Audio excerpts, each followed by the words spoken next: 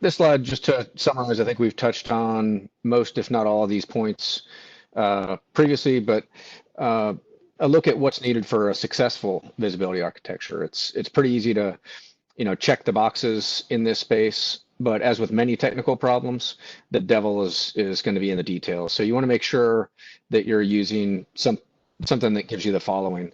One, the right tool for the job, and what we mean by that is we at Keysight, we love and use virtualization and software for the flexibility that they provide wherever they work, or in some cases where that's the only option, as in the case with our virtual taps.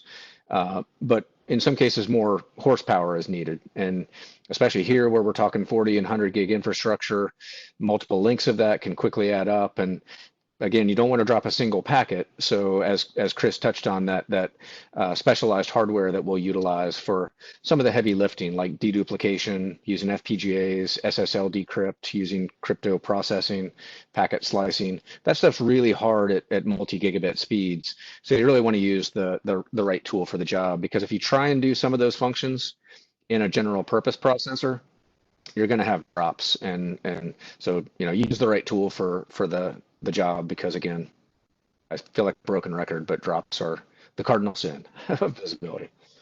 They are. Scalable and reliable in terms of the architecture. You want to have a range of brokers, again, kind of fitting into that right tool for the job. The range of brokers that can cover any need that you might have, and even expand to multi-tier for some of those larger projects, but also keep that ease of use that Chris showed, and that pretty face that Chris showed on the user interface, which leads to number three, not just a pretty face. And you need that intuitive UI that Chris showed, but under the covers, as we've mentioned, that's doing some pretty cool heavy lifting in terms of building that access control list, putting things in just the right order.